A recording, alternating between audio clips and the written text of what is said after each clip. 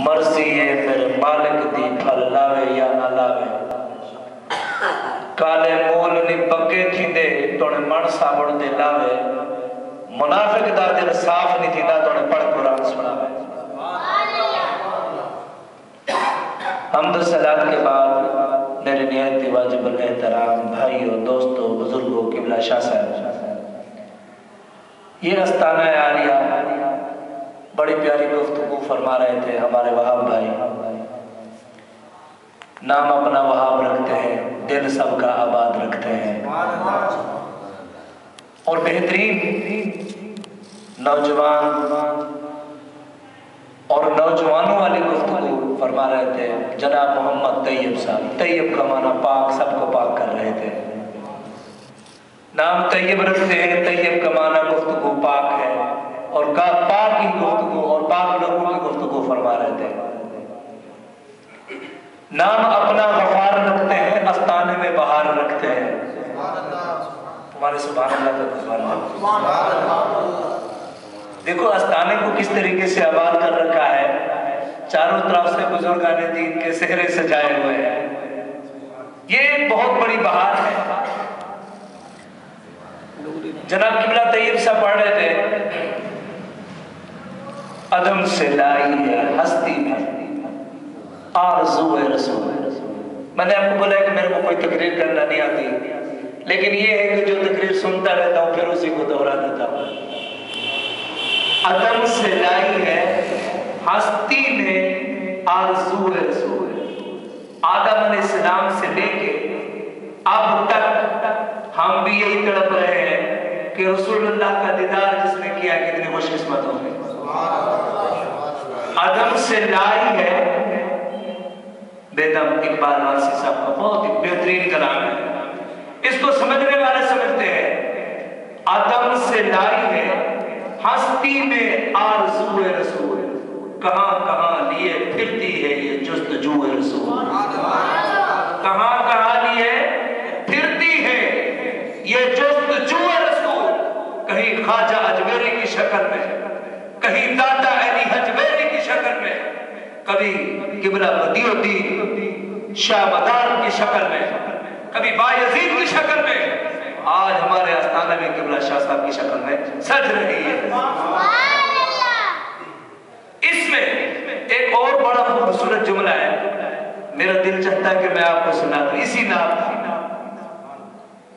حضرت بیدم کا جو جملہ ہے وہ فرماتے ہیں صبح کو اس لیے گرتی ہے باغوں میں شبنم صبح کو جب باغوں کے اندر شبنم پڑتی ہے تو پتے دھل جاتے ہیں درخت بھی دھل جاتے ہیں زمین کے اندر بھی تازگی آ جاتی ہے زمین کے اندر بھی بہار آ جاتی ہے لیکن جب پھولوں کو دیکھتے ہیں تو پھولوں کے اندر بھی بڑی خوبصورتی پیدا ہو جاتی ہے شبنم جب پڑتی ہے آپ فرماتے ہیں صبح کو اس لیے گرتی ہے باغوں میں شبنم کہ پتا پتا کرے ذکر باوضوء رسول کہ پتا پتا کرے ذکر باوضوء رسول یہ پاک لوگوں کی محفل ہے خدا کی قسم جس محفل میں تم آئے ہو یہاں جو محفل آپ لوگوں نے منائی ہوئی ہے سجائی ہوئی ہے یہ آپ کی محفل عرشہ میں سجی ہوئی ہے یہ آپ کی محفل عرشہ میں سجی ہوئی ہے اب بات دراصل یہ ہے کہ ہم لوگوں نے دنیا کے طرح لوگوں کی گفتگو سن کے جب سے پیچھے ہٹنے لگے جب سے ہم نے بزرگان دین کے دن منانا چھوڑ دیے تو ہمارے پر اللہ کے عذاب برسنا شروع ہو گیا کبھی عذاب کی صورت میں کبھی بارش کی صورت میں کبھی بے روزگاری کی صورت میں الغرض کسی نہ کسی مصیبت میں ہم مبتلا ہے ذرا ہم نے اپنے اندر دیکھا کہ ہمارے اندر کیا بتائیاں ہیں قرآن سے پوچھتے ہیں کہ قرآن تو بتا کہ ہم کیا کریں قرآن کہتا ہے اپنے برگزیدہ بندوں کی یادوں کو تازہ کرو اپنے نیک لوگوں کی یادوں کو تازہ کرو جو لوگ نیک لوگوں کی یاد کو تازہ کرتے ہیں خدا کی قسم اس کی عاقبت بھی اچھی ہے اس کی دنیا بھی اچھی ہے قرآن کہتا ہے جس نے سلف صالحین کا طریقہ چھوڑ دیا اس کی یہ دنیا بھی خراب ہے وہ دنیا بھی خراب ہے. حضرت جنید بغدادی رحمت اللہ علیہ آپ کے پاس ایک شخص گیا 25 سال آپ کی خادمی غلامی کرتا رہا. کتنی سال؟ 25 سال کے بعد آپ نے حضرت جنید بغدادی کو فرمایا میں نے آپ کے اندر کوئی کرامت نہیں دیکھی, آج میں آپ کو چھوڑ کے جا رہا ہوں. حضرت جنید بغدادی رحمت اللہ علیہ نے فرمایا اچھا ایک دن تو میرے پاس ٹھہر جا کہ میں آپ کی کوئی خدمت کر سکوں. تو وہ شخص ایک دن کے لیے اور رک گیا. چلو حضرت کے پاس جو 25 سال گزارے اب ایک رات اور ہی صحیح. ایک رات انہوں نے حضرت جنید بغدادی رحمت اللہ علیہ کی خدمت میں اور گزاری. جب رات گزاری دوسرے دن کی شام آ گئی اور اسی انتظار میں تھا کب میرے کو اجازت دیں. تو جب وہ جانے کے لیے تیار ہو گیا حضرت جنید بغدادی نے فرمایا کہ بتا کیا کرامت دیکھنا چاہتا ہے. بتایا کیا کرامت دیکھنا چاہتا ہے. فرمایا آج تک میں نے آپ سے کوئی کرامت دیکھی نہیں ہے 25 سال میں. فرمایا 25 سال تو نے میرے ساتھ گزارے ہیں, کبھی تو نے میرے کو یہ دیکھا ہے کہ میں نے دین سے ہٹ کے کوئی گفتگو کی ہو؟ کبھی تو نے میرے کو یہ دیکھا ہے میں نے شریعت سے ہٹ کے کوئی گفتگو کی ہو؟ کبھی آپ نے میرے کو یہ دیکھا ہے اللہ یا اللہ کے رسول کی نافرمانی میں نے گزاری ہو؟ کبھی آپ نے میرے کو یہ دیکھا ہے میں نے اہل بیت کی شان میں کوئی گستاخی کی ہو؟ فرمایا خدا کی قسم اس سے بڑھ کر میرے پاس کوئی کرامت نہیں ہے. نعرہ تکبیر, نعرہ رسالت, نعرہ حیدری, دم مدار, دم مدار. اس سے بڑھ کر میرے پاس کوئی کرامت نہیں ہے.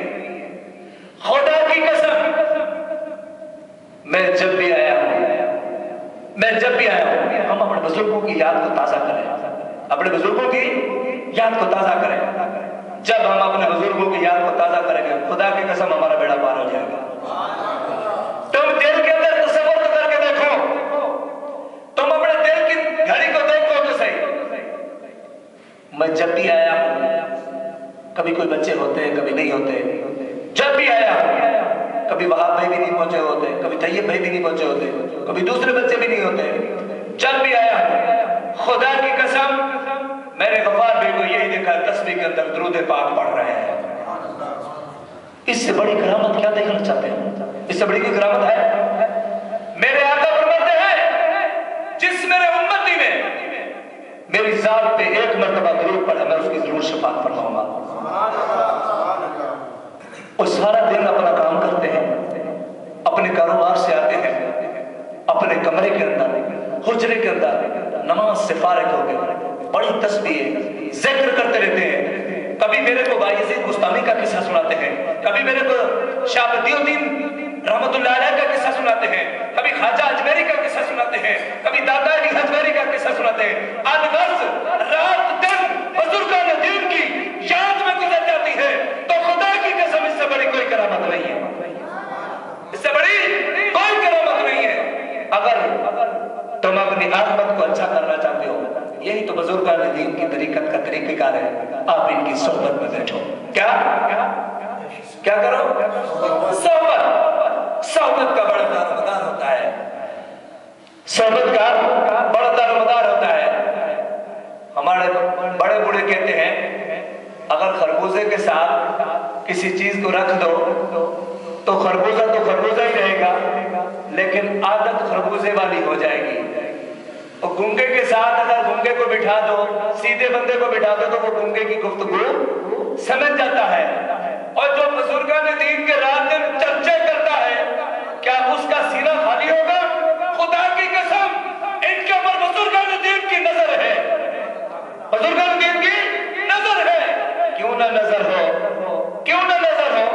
جو رات دن درود و سلام اور بزرگان دین کی یاد میں جو گزر جاتی ہے پھر کیوں نہ نظر ہو.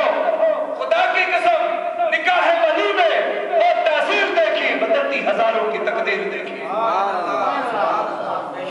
ولی آپ نہیں سمجھ سکتے؟ شیطان جو ہے نا، شیطان بڑا مکار ہے، بڑا مکار ہے، کیونکہ اس کا قرآن میں بھی ذکر ہے۔ اللہ نے فرمایا وَإِذْ قُلْنَا لِلْمَلَائِكَةِ اسْجُدُوا لِآدَمَ فَسَجَدُوا إِلَّا إِبْلِيسَ أَبَى وَاسْتَكْبَرَ وَكَانَ مِنَ الْكَافِرِينَ۔ شیطان جو ہے انسان کا کھلا دشمن ہے۔ میں اس کی تفسیر میں نہیں جانا چاہتا، موضوع لمبا ہو جائے گا۔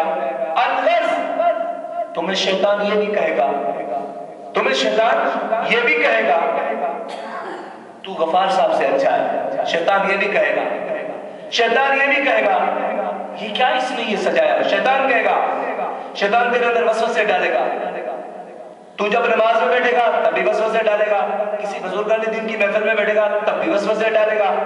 الغرض کہ وہ تیرا راستہ بھٹکا کے رکھ دے گا، تیرے کو ان بزرگان دین سے دور کرنا ہے۔ لیکن اگر تو نے شیطان کو لوٹتے ہوئے بھگا دیا، خدا کی قسم تو شیطان کو نہیں بھگاتا، اپنے ایمان کو بھی بچاتا ہے، اپنے ایمان کو بھی بچاتا ہے۔ شیطان کوشش کرتا ہے کسی طریقے سے اس کو بزرگان دین کی مجلس سے نکالو، اس کے دل میں وسوسے ڈالو۔ اس کے پاس کیا ہے؟ اس کے پاس تو کچھ نہیں ہے۔ ایک بات کیا سناتا ہوں، اس کے بعد گفتگو کو ختم کرتا ہوں۔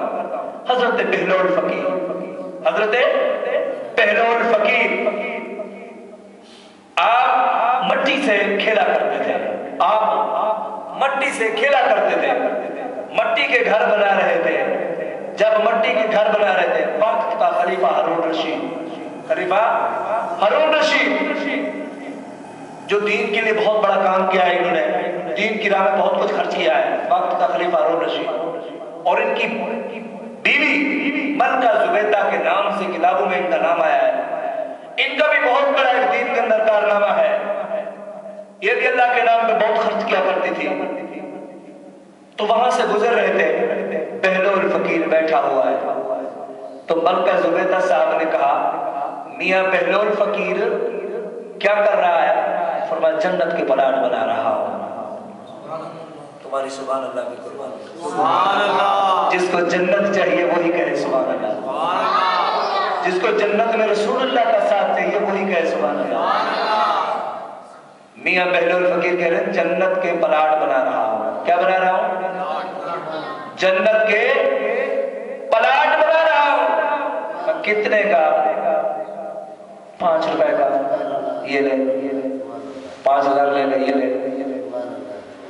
اب وقت کا خلیفہ ہارون رشید وہ بھی نیک تھے، فرمایا اس نے جنت کا پلاٹ بول دیا تو تم نے لے لیا، اس نے ایک فقیر نے تیرے کو بول دیا، ایک محسوب نے تیرے کو بول دیا جنت کا پلاٹ تو تم نے خرید لیا، اور میری رقم تھی میں نے خرچ کر دیا، تیری رقم جائے تو خرچ کر دے۔ اللہ اکبر۔ خلیفہ ہارون رشید چپ ہو گیا، رات کو سوئے، قسمت جاگ اٹھی، کیا دیکھتا ہے؟ ایک خوبصورت محل ہے، اس کے اوپر لکھا ہے جنت المحل، جنت المحل ملکہ زبیدہ، جنت المحل ملکہ زبیدہ، اور اس محل کے گیٹ کے اوپر دربان فرشتہ اس بہلول فقیر کی شکل میں کھڑا ہوا ہے،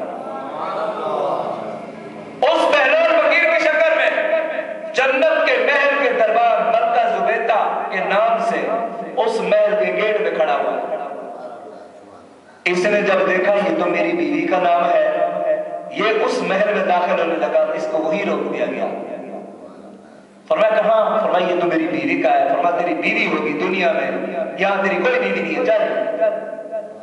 وقت کا خلیفہ ہارون رشید، اس کی آنکھ کھلی، جب اس نے آنکھ کھلی نیند سے بیدار ہوا، بہلول فقیر یاد آ گیا، سیدھا بھاگا، اس بہلول فقیر کو دیکھا، تلاش کرتے کرتے پہنچ گیا اسی مقام پہ جہاں بہلول فقیر اپنی فقیریت کا، اپنی جنت کی پلاٹے کے اندر مصروف تھے۔ فرمایا بہلول فقیر کیا کر رہا ہے؟ فرمایا جنت کے پلاٹ بنا رہا ہوں۔ فرمایا جنت کے پلاٹ بنا رہا ہوں. کیا کر رہا ہوں؟ اونچی آواز سے کہہ دو سبحان اللہ. اور اونچی آواز سے کہہ دو. محلے والوں کو پتا چلے وہ عاشق رسول بیٹھے. اونچی آواز سے کہہ دو. یہ بھی پتا چلے عاشق اہل اللہ ہے. اونچی آواز سے کہہ دو. کیا کر رہا ہوں؟ جنت کے پلاٹ بنا رہا ہوں. فرمایا کتنے کا ہے؟ فرمایا اس میں پوری بادشاہی لگے گی. کیا جو تو بادشاہ ہے نا وقت کا خلیفہ ہے, اس میں پوری بادشاہی پوری سلطنت لگے گی. خلیفہ ہارون رشید نے کہا کل تو نے 5 روپے کا دیا ہے, آج تو پوری بادشاہی دے رہا ہے, اس کا کیا مقصد ہے؟ فرمایا کل بغیر دیکھے سودا تھا, آج دیکھا ہوا سودا ہے. کل بغیر دیکھے سودا تھا, آج دیکھا ہوا ہے. خدا کی قسم جب بزرگان دین اس دنیا سے چلے جاتے ہیں پھر ہمیں رونا آتا ہے, پھر ہمیں پچھتاوا آتا ہے. اور بزرگان دین سے فائدہ حاصل کرا. خلیفہ ہارون رشید سمجھ گئے جو وقت کے فقیر ہوتے ہیں اندر کے امیر ہوتے ہیں, جو شکل کے فقیر ہوتے ہیں اندر کے پیر ہوتے ہیں, نیت کے ٹھیک ہوتے ہیں. وہ وقت کا خلیفہ ہارون رشید اپنے پاؤں میں چھلنے پہن کے فقیری والے لباس میں چل پڑا. اور اہل اللہ کی نظر پڑ جائے تو وقت کے گداؤں کو شاہ بنا دیتی ہے, جو وقت کے بادشاہ ہوتے ہیں ان کو بھی شاہ بنا دیتی ہے. اللہ اکبر. اگر تمہیں پتا چل جائے کہ غفار بابا کی شان کیا ہے, خدا کی قسم پھر تو تم استانہ نہیں چھوڑو گے, اور تم بیٹھو گے نا پھر باتیں سنو گے, پھر طریقت میں آؤ گے, پھر شان سنو گے بزرگوں کی, پھر اٹھنا دل نہیں کرے گا. لیکن اس کے لیے کیا ہے, درود پاک پڑھ کے سنو گے تو دماغ میں بیٹھے گا. درود پاک نہیں پڑھو گے تو پھر کچھ سمجھ نہیں آئے گا. میرے بھائیوں, بہلول فقیر وہ شخص ہے جن کو حضرت امام اعظم ابو حنیفہ کہتے ہیں کہ وہ میرے بھی استاد ہیں. سبحان اللہ. وقت کے مجدد, وقت کے امام اعظم ابو حنیفہ جس نے 40 سال عشاء کے وضو سے فجر کی نماز پڑھائی ہے, جس نے رمضان کے مہینے میں 61 قرآن پاک ختم کیے ہیں, وہ امام اعظم ابو حنیفہ. میرے بھائیوں, آخر میں آپ لوگوں کو یہی عرض کروں گا, اگر آپ کسی کے بیعت نہیں ہیں تو آپ غفار بھائی کے ہاتھ میں ہاتھ دے دو, آپ کا ہاتھ بابا بدیع الدین تک پہنچ جائے گا. 596 سال جس کی عمر, وہاں سے حضرت کو خلافت ملی. 500 خلافت تو وہیں سے ملی ہے نا, حضرت کو خلافت وہاں سے ملی ہے. خلافت کا بہت بڑا ایک دار و مدار ہوتا ہے. خلافت کی ایک ذمہ داری ہوتی ہے کہ لوگوں کو راہ راست پہ لگانا, دین کی محبت سکھانا, دین کی باتیں سکھانا, دین کے طریقے پہ چلانا. خدا کی قسم جب دیندار لوگوں سے ملتے ہیں تو گفتگو میں مزہ آتا ہے. ابھی بابا بدیع الدین کے نام بھی یہاں مدرسہ بھی افتتاح کر دیا ہے. پہلے سے تھا, بارشوں کی وجہ سے بند تھا, اب پھر چل رہا ہے. یہی تو ہے بزرگان دین کا طریقہ. دین کو عام کرو, دین کو عام کرو, بلند کرو, گلی گلی کوچے کوچے قرآن کو عام کرو, قرآن کی شان کو بلند کرو. صدائیں درودوں کی آتی رہے گی, جنہیں سن کے دل شاد ہوتا رہے گا. خدا اہل سنت کو آباد رکھے, ولیوں کا محمد کا میلاد ہوتا رہے گا.